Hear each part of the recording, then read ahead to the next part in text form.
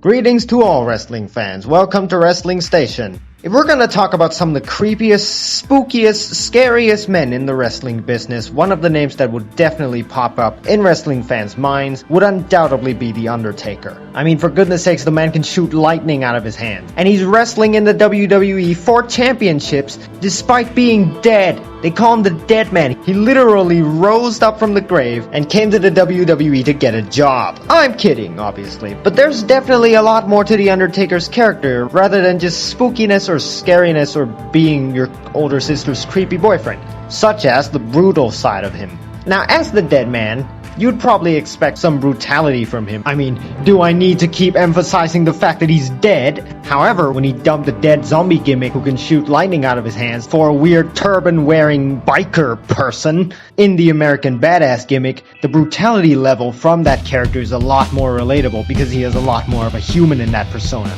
and therefore has created some very memorable displays of brutality. So, in this video, we're going to be talking about the top 5 most brutal acts of The Undertaker's entire American Badass run. So without further ado, let's get right into it.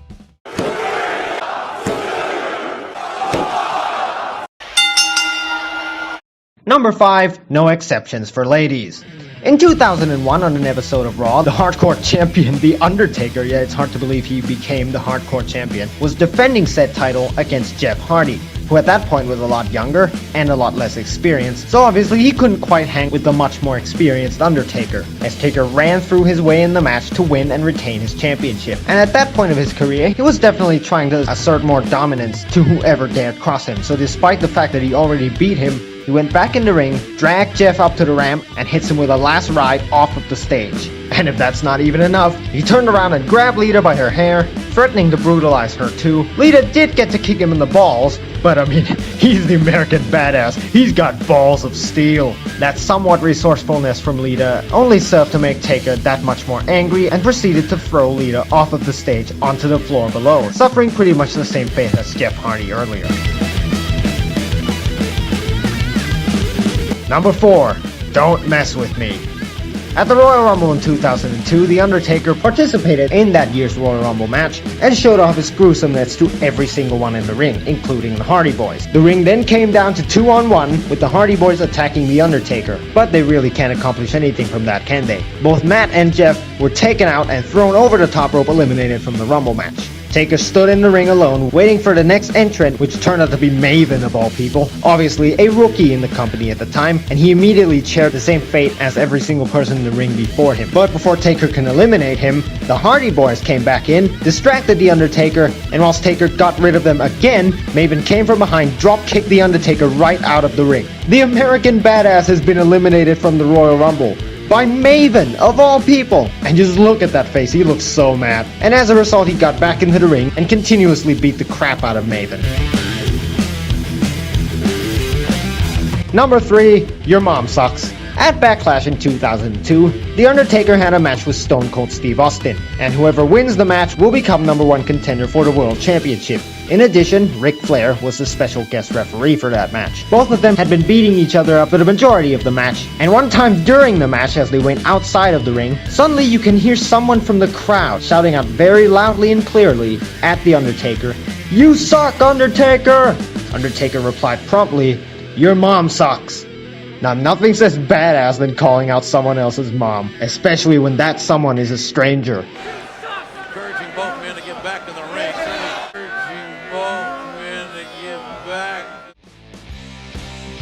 Number 2, I think you talk funny. Though this story might not be as brutal as some of the other ones on this list, it was definitely super cool and badass. Get it?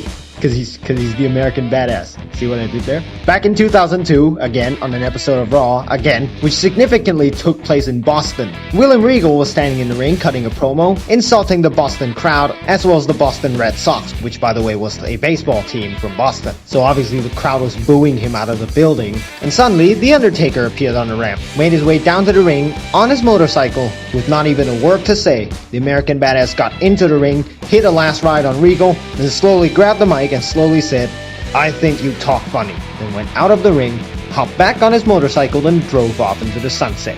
Now that is what you call cool.